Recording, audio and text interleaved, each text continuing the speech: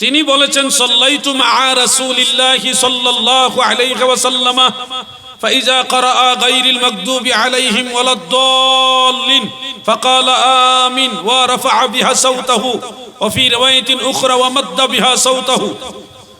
যে প্রিয় নবীজি সূরা ফাতিহার শেষে বড় করে আমিন বলেছেন, উচ্চ স্বরে আমিন বলেছেন বা দীর্ঘ করে আমিন বলেছেন, এটা সহিহ সনদের হাদিস। কিন্তু এই হাদিস সুন্নত নয় কেন? এই আমলটা সুন্নত নয় কেন?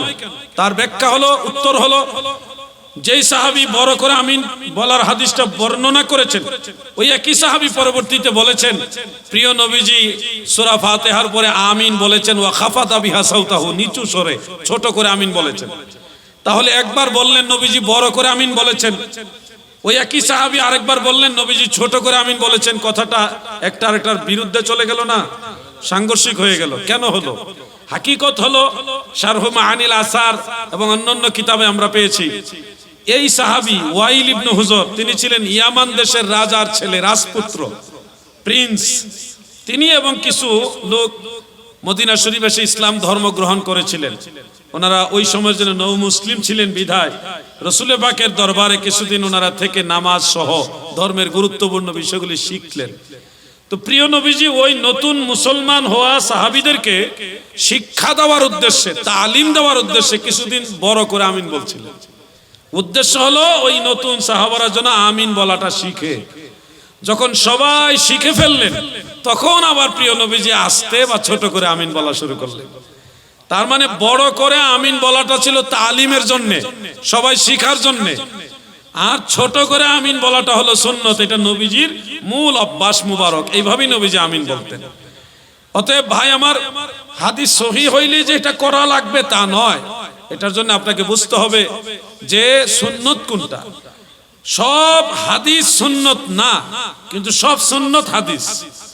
আমরা আহলে হাদিস না হয়ে আহলে সুন্নত হব। আমরা প্রত্যেকটা সুন্নতের উপর আমল করব। আপনি চাইলেও সব হাদিস আমল করতে পারবেন না, কিন্তু আপনি চাইলে সব সুন্নত আমল করতে পারবেন। আল্লাহ তাআলা আমাদের সবাইকে বুঝার তৌফিক দেন, বলেন আমিন। আপনারা কি বিষয়টা বুঝতে পারছেন? আমি প্রশ্নের উত্তর দিই, কিন্তু কাউকে গালাগালি করি না, সঠিক মেসেজটা তুলে ধরি। কেউ যদি দ্বিমত পোষণ করেন যে জিহাদি ভাই আমার এই ব্যাপারে এটা প্রশ্ন, আমি তাকেও সুযোগ দিব। প্রশ্নকারী আমির হোসেন ভাই লিখেছেন, আমি এখানে অনেক মসজিদে নামাজ পড়েছি, তারা অনেকে নাভির নিচে হাত বাঁধে, কিন্তু রাসূল সাল্লাল্লাহু আলাইহি সাল্লাম তো বুকের উপর হাত বাঁধতেন। প্রমাণ আবু দাউদ 759 নম্বর হাদিস এবং ইবনে খুজাইমা 779 নম্বর হাদিস, দুটি সহিহ। কিন্তু আমি এখন আপনার কাছে আরো ভালোভাবে বুঝতে চাচ্ছি, দয়া করে আমার প্রশ্নের উত্তর দিলে আমি উপকৃত হব। প্রশ্নকারীকে আমি স্পেশাল ধন্যবাদ জানাইলাম হাদিস নাম্বারগুলি কোট করে দেওয়ার জন্য। প্রথমত যে হাদিস দুইটাকে উনি সহিহ হিসেবে জানেন, তো প্রথমটা হলো সুনান আবি দাউদের 759 নম্বর হাদিস। এটা সহিহ নয়, এটা সহিহ হাদিস না। এটার মধ্যে দুইটা সমস্যা আছে। এই হাদিসের সনদের মধ্যে দুইটা সমস্যা। এক নম্বরে হলো এই হাদিসের মূল রাবি, যিনি বুকের উপরে হাত বেঁধে নামাজ পড়ার কথাটা বলেছেন, ওই রাবি কোনো সাহাবী না। উনি হলেন একজন তাবেঈ, যার নাম হযরতে তাউস রাহমাতুল্লাহ আলাইহি। উনি জীবনে কোনোদিন আল্লাহ রাসূলকে দেখেই নাই। তো যিনি নবীজিকে দেখেই নাই জীবনে কোনোদিন, তিনি যদি বলেন নবীজি বুকের উপরে হাত বাঁধছে, এটা কিভাবে আপনারা নেবেন? কথা বুঝতে পারছেন? এটা হলো একটা প্রবলেম। এটাকে বলা হয় মুরসাল, মুরসাল সনদের হাদিস। দ্বিতীয় সমস্যা হলো এই হাদিসের সনদে আরেকজন রাবী আছে, বর্ণনাকারী আছে, ওনার নাম হলো সুলাইমান ইবনে মুসা। সুলাইমান ইবনে মুসা, এই রাবীকে হাফিজুদ দুনিয়া ইমাম আবু যুরআ রাহমাতুল্লাহ আলাইহি, ইমাম আবু হাতিম রাহমাতুল্লাহ আলাইহি, একদল মুহাদ্দিসিন ওনারা বলছে সে ওয়া হুয়া দাঈফ ওয়া মুনকারুল হাদিস। সে বর্ণনাকারী হিসেবে দুর্বল এবং মুনকার। মুনকার মানে আপত্তিকর রাবী। সে হাদিস বর্ণনা করার সময় প্রচুর পরিমাণে ভুল করত। এই অভিযোগগুলি মুহাদ্দিসিন কেরাম এই সুলাইমান ইবনে মুসাকে দিয়েছেন। আবু দাউদ শরীফে বুকের উপরে হাত বাঁধার হাদিস যে বর্ণনা করেছে এই রাবীর উপরে, অথচ আমাদের ওই ভাইয়েরা ধরে নেয় এটা সহিহ হাদিস। তো কি একটা আজীব ব্যাপার না? এত মারাত্মক পর্যায়ের একটা দুর্বল হাদিসকে ওনারা সহিহ বানায় দেয় নিজেদের সাথে। কেন এরকম করেন? এটা তো আমানতদারিতা নয়, এটা তো খেয়ানত, ইলমের খেয়ানত। আমি অনুমান ভিত্তিক কথা বলিনি, আমার প্রত্যেকটা কথা আমি দেখাতে পারবো ইনশাআল্লাহ। এরপরে দ্বিতীয় যে রিওয়ায়াতটা সহিহ ইবনে খুজাইমার মধ্যে 479 নম্বর হাদিস কোট করা হয়েছে এখানে। এই হাদিসের সনদটাও সহিহ না। আশ্চর্য কথা হলো সহিহ ইবনে খুজাইমার ভিতরেই লেখা আছে এই সনদটা সহিহ না। যে কিতাবের রেফারেন্স দেওয়া হয়েছে ওই কিতাবেই লেখা আছে হাদিস সহিহ না, কিন্তু আমরা আমার ওই ভাইদের কাছে শুনি এটা সহিহ হাদিস। এই হাদিসের সনদের মধ্যেও একজন মারাত্মক আপত্তিকর রাবী আছে, ওনার নাম হলো মুআম্মিল ইবনে ইসমাঈল। মুআম্মিল ইবনে ইসমাঈল, এই মুআম্মিল ইবনে ইসমাঈলকে ইমাম বুখারী বলেছে মুনকারুল হাদিস, ইমাম আবু হাতেম বলেছে মুনকারুল হাদিস, ইমাম আবু জুরআ যিনি হাফিজুদ দুনিয়া উনি বলেছে লাহু কাসীরুল আওহাম আই কাসীরুল খাতা, তার প্রচুর পরিমাণ হাদিসে ভুল হয়তো, সে দুর্বল রাবী। মুহাদ্দিসিনে কেরাম যাকে দুর্বল বলতেছে, মুনকার আপত্তিকর রাবী বলতেছে, ইমাম আবু হাতেম ইমাম বুখারী নিজে বলতেছে সে মুনকার, আর আপনারা ধরে নিয়েছেন উনি সেকা রাবী, মানে ওনার রিওয়ায়াত সহিহ। তো কিভাবে আপনাদের সাথে আমাদের মিল হবে? আপনাদের ইলমের খেয়ানত করেন। দুটা হাদিস এখানে উল্লেখ করেছে, দুটাই দুর্বল। আর আমরা যে নাভির নিচে হাত বাঁধি, এইটা আমার জানা মতে 9টা হাদিসে আছে, এর মধ্যে 4টা হাদিস হাসান সহিহ, 5টা হইল দুর্বল, টোটাল 9টা হাদিস। এর মধ্যে একটা হাদিস আপনাদেরকে বলি, তাহলে আপনাদেরও আমল করতে মনের মধ্যে মনোবল আসবে, সাহস আসবে। ইমাম বুখারী এবং মুসলিমের উস্তাদ ইমাম আবু বকর ইবনে আবি শাইবা রাহমাতুল্লাহ আলাইহি, ওনার লেখা একটা কিতাব, এটার নাম মুসান্নাফ ইবনে আবি শাইবা। আমার কাছে আছে ওই কিতাবটা, 2টা নুসখার ছাপা আছে আমার কাছে, আমি সংগ্রহ করে নিয়েছি। বেশি বড় কিতাব না, একটা এতটুকু বড় হবে, আর একটা সামান্য একটু ছোট এতটুকু, মানে দুই লাইব্রেরির 2টা ছাপা। একটা হলো শায়েখ আওয়ামা ওনার তাহকিক করা, আরেকটা হলো জায়েদ কাউসারি ওনার তাহকিক করা, 2টাই আছে। এবং হাফিজুল হাদিস ইমাম কাসেম ইবনে কুতলুবুকা রাহমাতুল্লাহ আলাইহি, যিনি ইমাম ইবনে হাজার আসকালানির সমসাময়িক একজন মুহাদ্দিস এবং হাফিজুল হাদিস, তিনি তার কিতাবের মধ্যে এই হাদিসের তাহতা সুররা শব্দ সহকারে সনদ সহকারে হাদিসটা উল্লেখ করেছেন। পরবর্তীতে আরো অনেক মুহাদ্দিসরা এই সম্পূর্ণ হাদিসটা সনদ সহকারে সনদের মান সম্পর্কেও উল্লেখ করেছেন। হাদিসটা হলো ওয়াইল ইবনে হুজর, ওই সাহাবী, তিনি বলেন আল্লাহর হাবিব রাহমাতুল লিল আলামিন, আমার দয়াল নবীজি যখন নামাজ আদায় করতেন গো, ইয়াদাউ ইয়ামিনাহু আলা শিমালিহি ফিস সালাতে তাহতা সুররা, দয়াল নবীজি বাম হাতের কবজির উপরে ডান হাত রেখে নাভির নিচে রাখতেন। সুবহানাল্লাহ। রিজালুহু কুল্লুহুম মুআসসাকুন, এর বর্ণনাকারী সবাই বিশ্বস্ত বর্ণনাকারী। প্রিয় ভাইরা আমার, এটা নুসখা নিয়ে কিছু কথা অনেক ভাইরা বলেছেন, আলেমরা অনেকে বলেছেন, কিন্তু চূড়ান্ত ফয়সালা হলো 2টা নুসখার মধ্যে হাদিসটা নাভির নিচে হাত বাঁধা শব্দ সহকারে উল্লেখ আছে, এবং 2টাই আমার কাছে আছে আলহামদুলিল্লাহ। কেউ দেখতে চাইলে আমি তাকে দেখাবো। এই জন্য বলবো নাভির নিচে হাত বাঁধাটাই হলো বিশুদ্ধ সহিহ হাদিস দ্বারা প্রমাণিত। হাদিস নাম্বার হলো 3959, ইবনে আবি শাইবার 39 মানে 3959, 3959 নম্বর হাদিস মুসান্নাফ ইবনে আবি শাইবা। এটার বিস্তারিত দলিল আপনারা আমিন জোরে নাচতে হাত কোথায় বাঁধবেন, রফুল ইয়াদাইন বারবার করবেন কিনা, নামাজ, আযান, ইকামত, ওযু, গোসল, যত নামাজ আছে, জানাজার নামাজ, ঈদের নামাজ, তারাবির নামাজ, তাহাজ্জুদ নামাজ, সব নামাজের দলিল একসাথে এটার মধ্যে পাবেন। লামাযহাবীরা যে যে বিভ্রান্তিগুলি ছড়ায় সেইগুলির জবাব সহকারে এটার মধ্যে আছে। আপনারা একজন মুসলমান হিসেবে বইটা সংগ্রহ করে ঘরে রেখে দেন, আপনি পড়েন, আপনার স্ত্রী পড়ুক, আপনার ছেলে মেয়েরাও পড়ুক, সবার জন্য বইটা দরকার। এটা আমার বিজনেস না, এটা আমার খেদমত। আলাউদ্দিন জিহাদি মরলে বুঝবেন আপনাদের জন্য কি রেখে যাচ্ছি। এই বইটা আপনারা সংগ্রহ করে রেখে দেন, 500 টাকা হাদিয়া, প্রত্যেকের ঘরে দরকার, মহিলাদেরও দরকার। আরেকটা বই আছে নবীজি নূরের তৈরি, এটার পক্ষে যারা নবীকে মাটির তৈরি বলেন তাদের ওই বইটা জানার রাখা দরকার, এটা 200 টাকা। 2টা বই আছে, আশা করি আপনারা প্রত্যেকেই সংগ্রহ করে রাখবেন, আপনাদের প্রত্যেকেরই প্রয়োজন আছে। এটা তো শেষে আছে, আগের গুলি শেষ করি আগে। প্রশ্নকারী সালাম দিয়েছেন, আসসালামু আলাইকুম। অনেকে অক্ষমতাবশত চেয়ারে বসে মসজিদে বা বাসায় নামাজ আদায় করেন, এক্ষেত্রে মসজিদে চেয়ারে বসে নামাজ আদায় যুক্তিসঙ্গত কিনা, কোরআন হাদিসের আলোকে করণীয় কি বলুন। অক্ষমতাবশত যেহেতু শব্দটা এসছে, সেহেতু যারা অক্ষম, নামাজে দাঁড়িয়ে নামাজ পড়তে সক্ষম না, তাদের জন্য চেয়ারে বসে নামাজ পড়া জায়েজ আছে। কিন্তু কথা হলো, যিনি হেঁটে হেঁটে মসজিদ পর্যন্ত যেতে পারলেন, তিনি দাঁড়িয়ে নামাজ পড়তে পারেন না, এটা তো যুক্তিসঙ্গত কথা না। কথা বুঝতে পারছেন না? দয়াল নবীজির শিক্ষা দেওয়া পদ্ধতি হলো তিনটা। আপনি মাটিতে বসে নামাজ পড়বেন, বসে না পারলে আপনি দাঁড়িয়ে নামাজ পড়বেন, নাইলে বসে পড়বেন, নাইলে শুয়ে পড়বেন। এই তিন পদ্ধতি। দাঁড়াইতে যদি না পারেন তাহলে মাটিতে বসে নামাজ পড়বেন, বসতেও যদি না পারেন শুয়ে শুয়ে নামাজ পড়বেন। এই তিন পদ্ধতি। এখন আপনি কেমন অসুস্থ, যদি এরকমটা হয় যে আমি দাঁড়াতে পারি, চলাফেরাও করতে পারি, কিন্তু রুকু সেজদা করতে গেলে আমার হাঁটু বা কোমরের রগে বা ডাক্তারি কোনো ধরনের প্রবলেম আছে বলে, সেক্ষেত্রে এটা ধর্তব্য। আপনার যদি ওই ধরনের কোনো প্রবলেম থাকে তাহলে আপনি অবশ্যই বসে চেয়ারে বসে নামাজ পড়বেন। কিন্তু যখন সবাই কিয়াম করবে, দাঁড়াবে, আপনি তখন দাঁড়াইতে হবে। কিয়াম করা নামাজে ফরজ। নামাজের 13 ফরজের এক ফরজ হলো কিয়াম করা, দাঁড়ায়া নামাজ পড়া। হ্যাঁ, সবাই যখন ইমাম সাহেব যখন দাঁড়ানো থাকবে আপনি দাঁড়াইতে হবে। ইমাম সাহেব যখন রুকু করবে আপনি চেয়ারে বসে ইশারায় রুকু করবেন। ইমাম সাহেব যখন সেজদা করবে তখন আপনি চেয়ারে বসে ইশারায় সেজদা দিবেন, যদি আপনার ওই ধরনের মারাত্মক কোনো প্রবলেম থাকে। কিন্তু আপনি মসজিদে যেহেতু দাঁড়ায় দাঁড়ায় যেতে পেরেছেন, সেহেতু আপনাকে অবশ্যই নামাজে দাঁড়িয়ে নামাজ পড়তে হবে।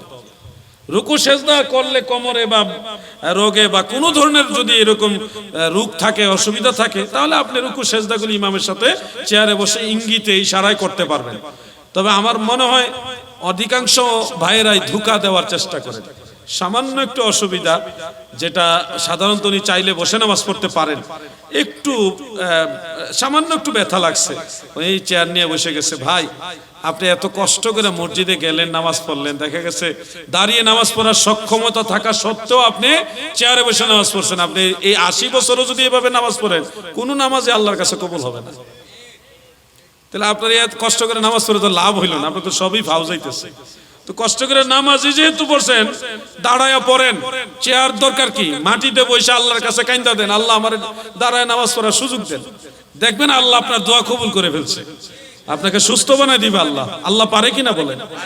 এই জন্য মাটিতে বসে নামাজ পড়বেন, চেয়ারটাকে অ্যাভয়েড করেন। হ্যাঁ, কোথাও ট্রেনে যাচ্ছেন, প্লেনে যাচ্ছেন, বাসে যাচ্ছেন, সেখানে নামাজ মসজিদে বা কোথাও পড়ার সুযোগ নাই, সেক্ষেত্রে আপনি ওই সিটের মধ্যে বসে নামাজ পড়ে নেবেন। এটা হলো ওই সময়ের জন্য জায়েজ, কিন্তু এটা সব সময়ের জন্য আপনার জায়েজ না। আল্লাহ আমাদের ভাইদের বুঝার তৌফিক দেন, বলেন আমিন। প্রশ্নকারী সালাম দিয়েছেন, আসসালামু আলাইকুম, সবাই উত্তর দেন। ওয়া আলাইকুম আসসালাম। আমি শ্রোতার পক্ষ থেকে একজন। আপনি প্রস্রাব সম্পর্কে আলোচনা রেখেছেন। আমরা অনেক সময় প্রস্রাব করতে বসি, তখন যদি প্রস্রাবের এক ফোঁটা গায়ে ছিটকা পড়ে, তখন কি আবার গোসল করতে হবে? যদি আপনার দৃষ্টিগোচর হয় যে প্রস্রাব আপনার শরীরে পড়েছে, সেক্ষেত্রে আপনি জায়গাটা পানি দিয়ে পরিষ্কার করাটাই এনাফ। পানি দিয়ে জায়গাটা পরিষ্কার করে নিলেই যথেষ্ট, এখানে আর গোসল করার কোনো প্রয়োজন নাই। আর যদি এরকম সূক্ষ্ম প্রস্রাবের ফুটা হয় যেটা আপনার চোখে বা দৃষ্টিতে পড়ে নাই, দৃষ্টিগোচর হয় নাই, সেক্ষেত্রে আপনি ওযু করার সময় তো এটা এমনিতেই পরিষ্কার হয়ে যাবে। এবং এরকম সূক্ষ্ম প্রস্রাবগুলি বাতাসে খুব দ্রুত শুকায় যায়। যদি প্রস্রাব ধরেন আপনার একটা জায়গায় প্রস্রাব করেছেন, একটা কারণবশত আপনার পাঞ্জাবিতে জামার ভিতরে সামান্য একটু প্রস্রাব লেগে গেছে, এটা ধোয়ার মতো আর পানি পাইতেছেন না, প্রস্রাবের পরবর্তী কাজে আপনি সারছেন ঢিলা দিয়া বা মাটি দিয়ে, এখন ওই প্রস্রাব পরিষ্কার করার জায়গা পাচ্ছেন না, এক্ষেত্রে ফিকহি মাসালা হলো ওই প্রস্রাব যদি বাতাসে রৌদ্রের তাপে শুকায়া যায়, তাহলে এটা আবার আগের মতো হয়ে যাবে। মানে ওই কাপড় দিয়ে আবার নামাজ পড়তে পারবেন, কারণ শুকিয়ে গেলে নাপাকি আর থাকে না, এটা চলে যায়। কিন্তু একটা রুচির ব্যাপার স্যাপার আছে, প্রস্রাব শুকায় গেল দুর্গন্ধ রেখে যায়, এজন্য আপনাদের উচিত সেটা পরিষ্কার পানি দিয়ে পরিষ্কার করে নেওয়া। কথাটা বুঝতে পারছেন? জামার মধ্যে ধরেন একটু বাচ্চার পায়খানা লেগে গেছে এবং বেশ অনেকটা সময় পরে পায়খানাটা রৌদ্রের তাপে বাতাসের আর্দ্রতায় শুকিয়ে গেছে, তখন আপনি একটা শক্ত কিছু দিয়ে এভাবে খুঁচা মেরে এই পায়খানাটা ফেলে দিলেন, কাপড়ের মধ্যে আর কোনো ধরনের নাপাকি রইল না। এক্ষেত্রে আপনি ওই কাপড় পরে আবার নামাজ আদায় করতে পারবেন পবিত্রতা হাসিল করে। কিন্তু উচিত আপনার যেহেতু একটা পায়খানা এখানে লাগছে না পাকি, এটা পানি দিয়ে ধৌত করে আবার ওযু কালাম করে নামাজ পড়া, এটা হলো উচিত। একটা হলো মাসআলা আর একটা হলো তাকওয়া। একটা হলো মাসআলা আর একটা কি তাকওয়া। আল্লাহ তাআলা সবাইকে বুঝার তৌফিক দেন, আমিন। 2 নং প্রশ্ন, আমরা এখন প্রস্রাব করতে বসি, তখন অনেক সময় আমাদের এলাকা প্রস্রাব ভালোভাবে ক্লিয়ার হয় না, বা আপনার লেখা অনেক সময় দেখা যায় প্রস্রাব সেরে চলে আসার সময় মনের মধ্যে লাগে যে ভেতর থেকে 1-2 ফোঁটা প্রস্রাব চলে আসে, তখন করণীয় কি? এখানেও আপনাদের একটা শিক্ষণীয় মাসআলা আছে যে অনেক সময় আমরা এরকম আইডিয়া করি যে প্রস্রাব করলাম, টিস্যু ব্যবহার করলাম, ঢিলা ব্যবহার করলাম বা পানি ব্যবহার করলাম, এরপরও মনে হচ্ছে যে তাড়াহুড়ার কারণে, অথবা তাড়াহুড়া করিনি এমনিতেই আমার একটা সন্দেহ হচ্ছে যে পরে 1 ফোঁটা 2 ফোঁটা প্রস্রাব আসতে পারে।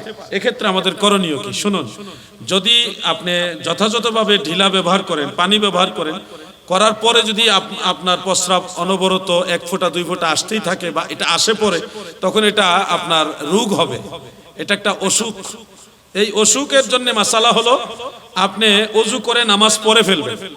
নামাজের পরে যদি আপনি খেয়াল করেন যে প্রস্রাব বের হয়েছে, তখন ওই কাপড়টা চেঞ্জ করে আবার নতুন কাপড় পরে পরবর্তী নামাজ পড়বেন। এই প্রস্রাবের জন্য নামাজের মাঝখানে আবার নামাজ ছেড়ে দেওয়ার দরকার নেই। এটা আপনার অসুখ, এটা আপনার কি অসুখ, রোগ। এটার জন্য চিকিৎসা করতে হবে আপনার।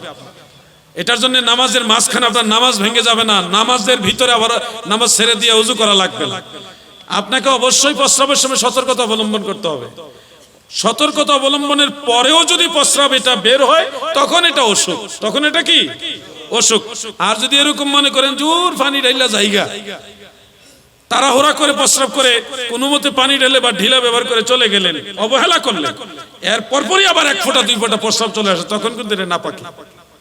এটা কিন্তু রোগের জন্য আসে না, এটা কিন্তু আপনার অবহেলার কারণে আসছে। এবং এই অবহেলার কারণে প্রস্রাব আসার মানে প্রস্রাব করার পরপরই প্রস্রাব এসে আপনার কাপড়ে লাগলো, কাপড়ও নাপাক হবে এবং এইটার কারণে কবরে আলাদা আযাব হবে। কথা বুঝতে পারছেন? যেন প্রস্রাবের ব্যাপারে ঢিলা কিংবা পানি ব্যবহারে আমরা সতর্কতা অবলম্বন করব। আল্লাহ তাআলা সবাইকে বুঝার তৌফিক দেন, আমিন। সবাই বলেন আমিন। এটা সর্বশেষ প্রশ্ন। প্রশ্নকারী সালাম দিয়েছেন, আসসালামু আলাইকুম। সবাই মাইকে ওয়াজ নামাজ পড়ে তারা এটা কি মুশরিক বলে একদল। এ বিষয়ে কোরআন হাদিসের আলোকে বুঝিয়ে দেওয়ার জন্য অনুরোধ করছি। এটা একটা দুঃখজনক অধ্যায় যে আমাদের ভাইয়েরা মাইকে ওয়াজ, কোরআন তেলাওয়াত, জিকির, বাজান এগুলাকে শিরকে আকবর মনে করে। এটা একটা দুঃখজনক অধ্যায় যে শিরক কখন হয়, ঈমান কখন চলে যায়, এই মাসআলাটা তারা জানে না, এই উসুলগুলি জানে না। নিজেরা উর্দু কিতাব থেকে দলিল দেন, কোরআন হাদিসের ফিকহের মাসালা উর্দু থেকে না, কোরআন থেকে আসবে। মা আহাল্লাল্লাহু ফাহুয়া হালালুন ওয়া মা হাররামাহু ফাহুয়া হারামুন। পৃথিবীর কারো কোনো ক্ষমতা নেই একটা বিষয়কে হালাল বানাইবার কিংবা হারাম বানাইবার। একমাত্র আল্লাহ এবং আল্লাহ রাসূলের ক্ষমতা আছে একটা জিনিসকে হালাল বলার, হারাম বলার। যতক্ষণ পর্যন্ত মহান আল্লাহ তাআলা কিংবা দয়াল নবীজির পক্ষ থেকে সুস্পষ্ট দলিল না থাকবে যে এই জিনিসটা হারাম, ততক্ষণ উম্মতের ইজমা দ্বারাও কোনো হারাম সাব্যস্ত হয় না। কিয়াস দিয়ে তো হয়ই না, মুজতাহিদের কিয়াস দ্বারা হারাম সাব্যস্ত তো হয় না, উম্মতের ইজমাও হুরমত সাব্যস্তের জন্য যথেষ্ট না। দলিলে কাতঈ লাগে হারাম সাব্যস্ত করতে। মানে সুস্পষ্ট কোরআনের আয়াত থাকতে হবে অথবা হাদিসে মুতাওয়াতির পর্যায়ের হাদিস থাকতে হবে জিনিসটা হারাম। এখন আপনি দলিল দিবেন অমুক হুজুরে বলছে মাইকে আজান দেওয়া শিরকে আকবর। অমুক হুজুর কি শরীয়তের মালিক? উনি হালাল হারাম বানাইবার মালিক? পাগলামি করবেন না দাদু, খবরদার। উসুল না জেনে যদি কথা বলেন তাহলে বিপদ আছে, অনেক সমস্যা। মাইকে ওয়াজ করা এটা কিন্তু অনেক বেশি সওয়াবের কাজও না, আবার গুনার কাজও না। এটা এমন একটা জিনিস যেটা ব্যবহার করা মুবাহ। মুবাহ মানে সওয়াবও না গুনাহও না। ইসলামের প্রয়োজন হলে এটা ব্যবহার করতে পারবেন। আপনারা মোবাইল ব্যবহার করেন না? করেন কিনা? মোবাইলটা যেই দলিলে আপনারা ব্যবহার করেন মাইকটাও ওই দলিলই ব্যবহার করেন। মসজিদে লাইট ব্যবহার করেন কিনা? যারা মসজিদে ফ্যান লাগান না, মাইক লাগান না, কিন্তু লাইট লাগান তো, কি লাইট লাগান না? ওইটা জায়েজ, আপনার জন্য এটা না জায়েজ। কি আজীব ফতোয়া! আমি আপনাদেরকে একটা উসুল বলি, আগেও অনেক জায়গায় বলেছি, যেটা আল আসবাহু ওয়ান নাজায়েরের মধ্যে উল্লেখ।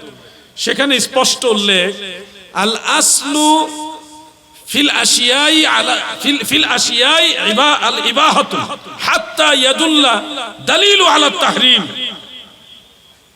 প্রত্যেকটা জিনিসের মূল হলো বৈধতা, বৈধ, যতক্ষণ না এটা হারাম সাব্যস্ত হওয়ার দলিল প্রমাণিত না হবে।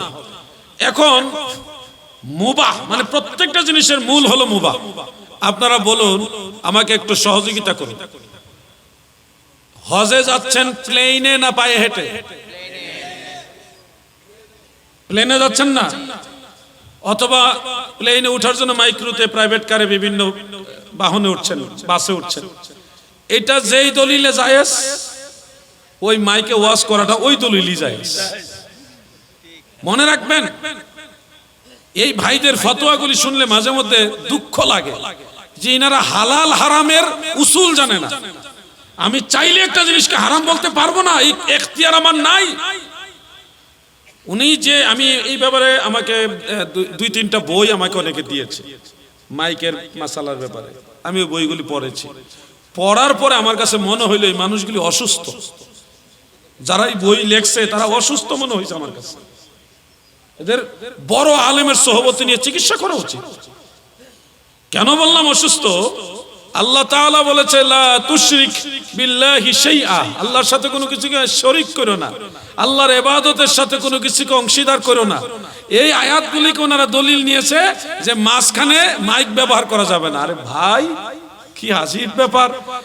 যত তাফসীর খোলেন, তাফসীরে তাবারি খোলেন, কুরতুবি খোলেন, জালালাইন খোলেন, বাইজাবি খোলেন, তাফসীরে কাশশাফ খোলেন, রুহুল মাআনি খোলেন, তাফসীরে রুহুল বায়ান খোলেন, সমস্ত তাফাসিরের মধ্যে উল্লেখ রয়েছে এখানে যেই জিনিসটার মাধ্যম ইবাদতের মাঝখানে আল্লাহ তাআলা নিষেধ করেছে, এটা হলো দেব দেবী মূর্তির কথা বলা হয়েছে।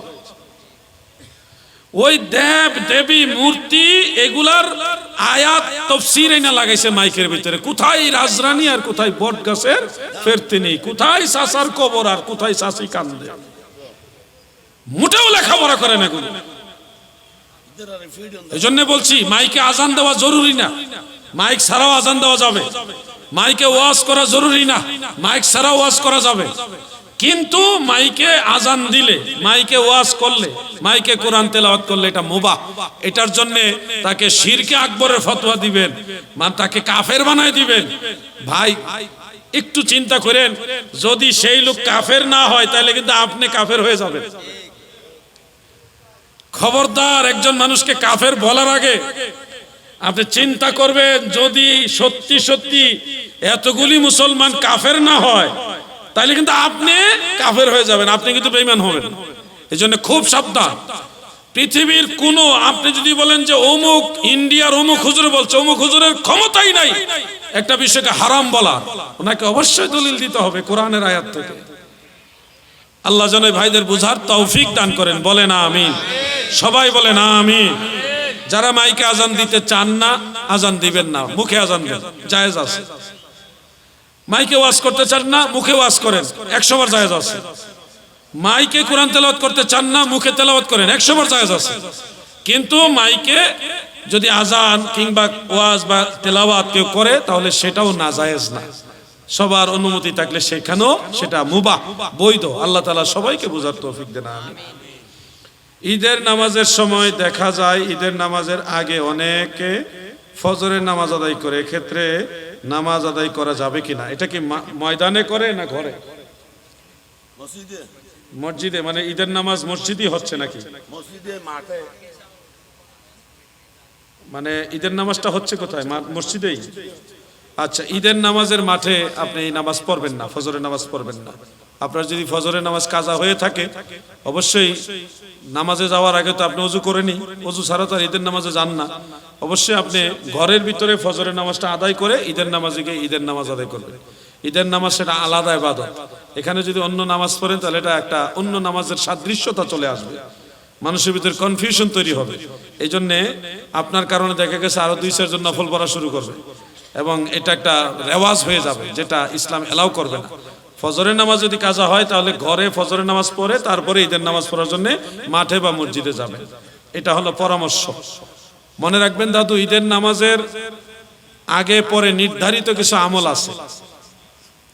যেমন ঈদের নামাজের আগে খুতবা আছে, কি না ঈদের নামাজের পরে খুতবা, আর ঈদের নামাজের আগে কিছু ওয়াজ নসিহত হয়, তালবিয়া তাকবীরে তাশরিক পাঠ হয়। জুমার নামাজের আগে খুতবা আর ঈদের নামাজের পরে খুতবা।